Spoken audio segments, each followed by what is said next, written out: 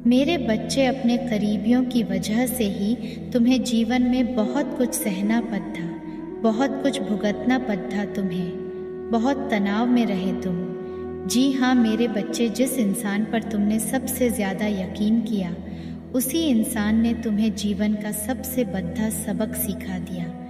पर इसमें पूरा का पूरा दोष उसका नहीं था मेरे बच्चे, गलती तुम्हारी भी थी, क्योंकि तुम इतने भोले हो कि तुमने समाज में हर व्यक्ति को अपने जैसा समझा। जी हाँ मेरे बच्चे, तुम्हें लगा कि माता सब सीधे होते हैं। तुम हमेशा मुझसे यही शिकायत करते हो ना कि माता, मुझे इतनी परीक्षाएं क्यों देनी पड़ी, इतनी कठोर परीक्षा क्यों लिया आपने मेरी, और आज भी मैं रो रहा हूँ। मेरे कष्ट का कोई अंत नहीं है माता।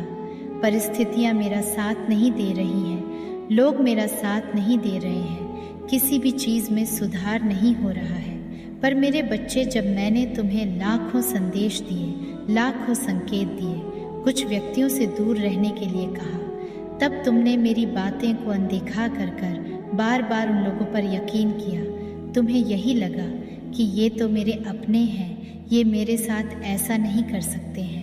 पिछले 2-3 सालों में तुमने बहुत कुछ सहा है। जी हाँ मेरे बच्चे, तुमने बचपन से बहुत कुछ सहा है। तुम अपना सबक सीखते हो, लेकिन जैसे ही परिस्थितियाँ ठीक होने लगती हैं, तुम फिर वैसे ही लोगों पर यकीन करने लगते हो, उनका साथ देने लगते हो।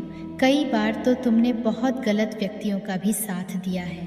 मेरे प्रिय बच्चे, अगर तुम मुझ में विश्वास रखते हो तो इस वीडियो को लाइक करके चैनल को सब्सक्राइब करना, और साथ ही साथ आई लव यू माँ लिखकर मुझे अपनी स्वीकृति प्रदान करा देना मेरे बच्चे। अब तुम मुझसे यही कहोगे कि माता, ये मुझे कैसे पता कि वो गलत है या सही है। तो यही सिखाने के लिए तो इतनी ठोकर दी है मैंने तुम्हें कि तुम्हें ये पता होना चाहिए कि तुम्हें कब अपनी कदर करनी है, कब खुद के आत्मसम्मान की रक्षा करनी है मेरे बच्चे। जब तुमने खुद के साथ न्याय नहीं किया तो तुम मुझसे कैसे उम्मीद रखते हो कि मैं तुम्हारे साथ इतनी जल्दी न्याय कर दूं। तुमने खुद को हमेशा पीछे रखा, हमेशा दूसरों के बारे में सोचा, हमेशा पहले दूसरों का भला चाहा, चाहे वो व्यक्ति कितना भी बुरा हो। तुमने आंखें बंद कर ली क्योंकि तुम उस व्यक्ति से प्रेम करते थे, या वह व्यक्ति तुम्हारा कोई अपना था। तुम्हें ऐसा लगता है कि माता, आप मेरे दुख का अंत नहीं कर रही। तुम्हें यकीन नहीं होगा मेरे बच्चे, तुमसे ज़्यादा दुख होता है मुझे तुम्हें तकलीफ़ में देखकर। पर मुझे पता है कि अगर मैंने तुम्हें वो ठोकर नहीं दी होती, तुम्हें इतने सबक नहीं सिखाया होते, तो तुम कभी नहीं सुधरते। तुम्हारी ज़िंदगी वैसे ही गुजर जाती। तुम हमेशा खुद को दूसरों पर न्योछावर करते रह जाते, खुद को हमेशा दूसरों से पीछे रखते हैं मेरे बच्चे। खुद के सपनों को भूल जाते हैं इस भीड़ में। तुम आज भी उन लोगों का बुरा नहीं चाहते हो, पर वो व्यक्ति बिना किसी बात के तुमसे अपने मन में इतनी ईर्ष्या, इतनी घृणा पाल बैठा है कि उसके जीवन में जो कुछ भी गलत घटित हुआ है उसका दोषी तुम्हें मानता है। तुम आज भी किसी को दोष नहीं देते हो, आज भी मेरे सामने किसी का नाम नहीं लेते हो। हाँ, तुम कभी क्रोध में बोलते हो कि माता इसने ऐसा किया, माता उसने वैसा किया। फिर क्षण भर बाद ही तुम्हें लगता है कि माता छोड़ दो, सबको माफ़ करो, बस आप मेरी परिस्थिति ठीक कर दो। पर वो व्यक्ति तो बिना किसी बात के ही अपने मन में तुम्हारे लिए इतनी नफ़रत पाल बैठा है। हर पल बस वह यह सोच रहा है कि वो तुम्हें कैसे बर्बाद करे, और उसके रचे षड्यंत्र की वजह से तुम्हें कभी कभी तकलीफ़ भी हुई है। मेरे बच्चे, इस पर विश्वास है तो इस वीडियो को शेयर करके साथ ही साथ धन्यवाद माता लिखकर मुझे अपनी स्वीकृति प्रदान करा देना। मेरे बच्चे, तुम्हें भी बहुत कुछ सहना पड़ा है, पर अब वो सफल नहीं होगा। मुझे तुम्हारे जितनी परीक्षाएं लेनी थी मैंने ले ली। अब तो वक्त आया है जब ये किस्मत तुम्हारा साथ देगी। तो अब तुम इतनी नकारात्मकता क्यों सोच रहे हो? अब तुम यह क्यों सोच रहे हो कि माता मेरे साथ कभी न्याय नहीं होगा, मैं हमेशा रोता रहूँगा, मेरे जीवन में खुशियाँ नहीं आएंगी। यह सोचकर तुम अपने जीवन में कितनी नकारात्मकता ला रहे हो, तुम्हें इस बात का अंदाज़ा भी नहीं है। मेरे बच्चे, इतने वर्ष लग गए उन नकारात्मक लोगों को तुम्हारे जीवन से निकालते निकालते। मुझे तुम्हें यह एहसास दिलाने में कितना वक्त गुजर गया कि तुम्हें कैसे लोगों पर यकीन करना है और कैसे लोगों का साथ नहीं देना। और अब जब वो नकारात्मक लोग तुम्हारे जीवन से जा चुके हैं तो तुम अपने विचारों से नकारात्मकता ला रहे हो अपने जीवन में। तुम्हारे मन में शिकायतें बहुत है, बहुत दर्द है। मुझे पता है तुमने बहुत कुछ सहा है, इसलिए तुम्हारे भीतर इतना क्रोध है। लेकिन मेरे बच्चे, जीवन में कुछ भी पाने के लिए संघर्ष तो देखना ही पड़ता है। अगर तुम कहीं काम करते हो और अगर तुम्हें ऊपर की पोजीशन चाहिए तो क्या तुम्हें खुद को साबित नहीं करना पड़ता? अगर तुम किसी कक्षा में पढ़ते हो और अगली कक्षा में जाने के लिए क्या तुम परीक्षा नहीं देते मेरे बच्चे? तो क्या तुम रोने लगते हो कि माता मुझे अगली कक्षा में ऐसे ही भेज दो, मुझे परीक्षा नहीं देनी है? तो अभी क्यों रो रहे हो तुम? और क्यों तुम्हारा विश्वास डगमगा रहा है मुझ पर से? और अब क्यों डगमगा रहा है जब जब तुम्हें सब कुछ मिलने वाला है? जैसे तुमने इतना सब्र किया, इतना धैर्य दिखाया, थोड़ा और रख लो, थोड़ा और यकीन कर लो अपनी माता पर। अब तो जाकर तुम्हें खुशियाँ मिलने वाली है। अगर अब तुम ऐसे रोगे, नकारात्मक बातें सोचोगे तो तुम्हारी सारी मेहनत, सारा संघर्ष, सब कुछ व्यर्थ चला जाएगा। मुझे पता है तुम 24 घंटे अच्छी बातें नहीं सोच सकते हो। कभी ना कभी वो दर्द तुम्हें याद तो ज़रूर आएगा, पर हमेशा कोशिश करना कि मेरा हाथ पकड़ कर सकारात्मकता के इस ओर चले आओ। उस अंधेरे में खुद को डूबने मत देना मेरे बच्चे। मेरा हाथ मत छोड़ना, मुझ पर से अपना यकीन टूटने मत देना, क्योंकि तुम्हारा यकीन नहीं है जो तुम अब तक यहाँ तक आए हो। इतना कुछ सह कर भी जीवित हो तुम, तो अपनी माता पर यकीन रखो। तुम्हें इस जग की सारी खुशियाँ दूंगी मैं। मेरे बच्चे, तुम्हें मुझ पर यकीन है तो हाँ लिखकर इस वीडियो को लाइक करके चैनल को सब्सक्राइब करना। मेरे बच्चे, मैं तुम्हें 2023 के आखिरी 6 महीनों के बारे में बताने आई हूँ। शुरुआत के 6 महीने तो बहुत मुश्किल थे तुम्हारे लिए, बहुत परिश्रम और संघर्ष से भरे हुए थे, पर आखिरी के 6 महीनों में तुम्हें बहुत शांति मिलने वाली है। अब तक तो तुम समुद्र के तूफान में घिरे हुए थे, पर अब तुम एक नदी की शांति में जाने वाले हो। अब उथल पुथल नहीं होगी तुम्हारे जीवन में। और अब तक तुमने जो 6 महीने में मेहनत की है, जो भी मैनिफेस्ट करने की कोशिश की है, कहीं भी परिश्रम किया है, उसका फल तुम्हें पहले दिन से ही दिखने लगेगा। मेरे बच्चे, इन 6 महीनों में तुम्हें किसी की बहुत बड़ी ही मदद मिलने वाली है, और वह कोई महिला होगी।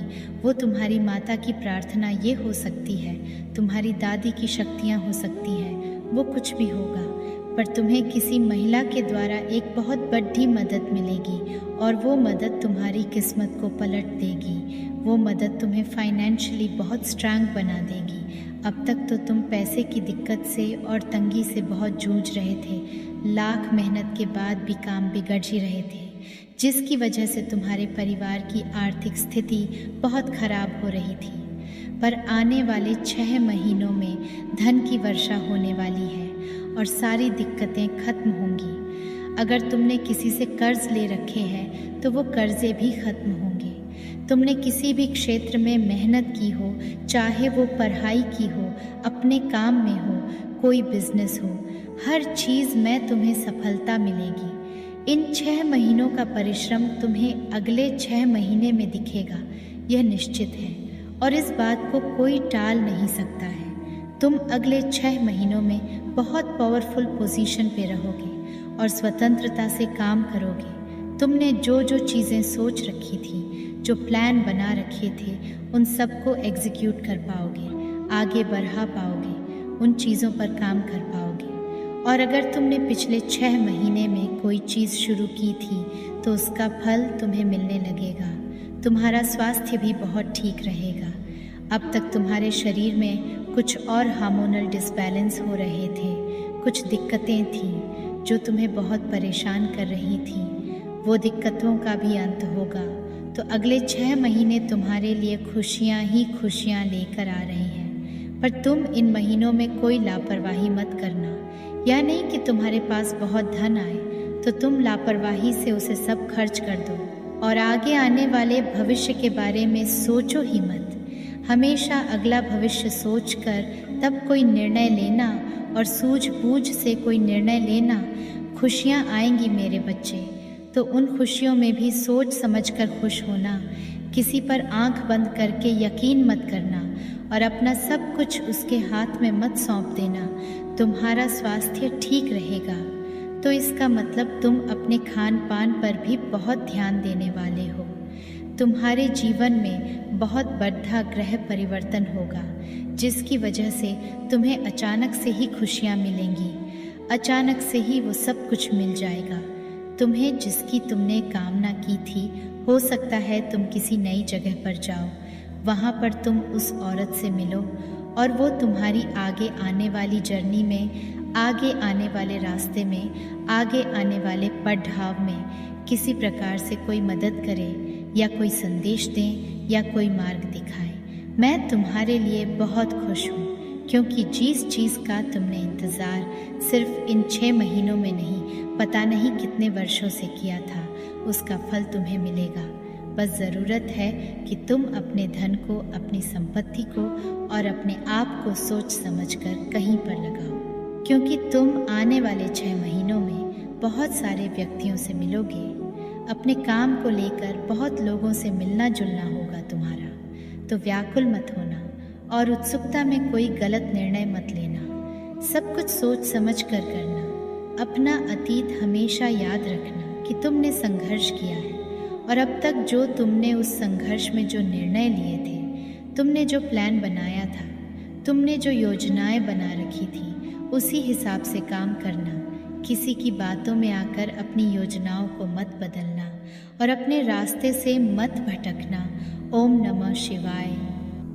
माता रानी के लिए एक लाइक करके कमेंट में जय हो माता रानी लिख दीजिए और साथ ही साथ इस चैनल को सब्सक्राइब कर दीजिए। मेरे बच्चे, आपके विरोधी आपको देखकर इतने ज़्यादा जेलस क्यों होते हैं? आग बबूला क्यों हो जाते हैं? क्यों वह जलकर राख हो जाते हैं? क्या इसके पीछे का रीज़न है? क्या कारण है? क्यों ये लोग इतना ज़्यादा जेलस फील करने लगे, मन ही मन क्रोध करने लगे हैं? कुछ इस कदर के आपको कुछ कह भी नहीं सकते। जब आपने इन लोगों को इग्नोर करना शुरू कर दिया है, इग्नोरिंग आपके अंदर आ गई है। पहले क्या था? आप इनके व्यवहार में और इनकी बातों में आप जो भी करना चाहते थे या कहना चाहते थे अनइंटेंशनली, इनकी इंटेंशन तो एक रहती थी कि आप जैसे सीधे भोले भाव के इंसान थे। इंटेलिजेंट तो आप बहुत हो, इसमें कोई दो राय नहीं है। पर जो इंसान दिल के सच्चे और अच्छे होते, ऐसे लोगों को जो धूर्त लोग होते हैं, चालाक जैसे चल्लाक लो मड़ी की कैटेगरी लोग होते हैं, वो सीधे सच्चे दिल के साफ लोग होते हैं। ऐसे लोगों को मूर्ख बेवकूफ़ नाम दे दे करके बुलाते हैं। इस कदर ये आपके साथ में व्यवहार करते थे। इनको पता था कि आप लोगों को अगर ऐसा बोल दिया जाए तो आप तेज़ हो जाओगे, आप लोगों के साथ ऐसा कर दिया जाए तो आप घबरा जाओगे। तो उस प्रकार की चीज़ें ये आप लोगों के साथ करते थे, यानी कि कुछ ना कुछ ऐसा कहना, कुछ ऐसा सुनना, कुछ ऐसा बोलना, कुछ भी ऐसा कर देना जिस पर आप रिएक्ट करें। और आप रिएक्ट करते थे और इससे होता ये था कि उनके इंटेंशन सक्सेसफुल हो जाते थे। वो जिस इंटेंशन से गेंद फेंकते थे, जाल फेंकते थे, आप उस जाल में फंस जाते थे। अब आपने खुद को अलग किया।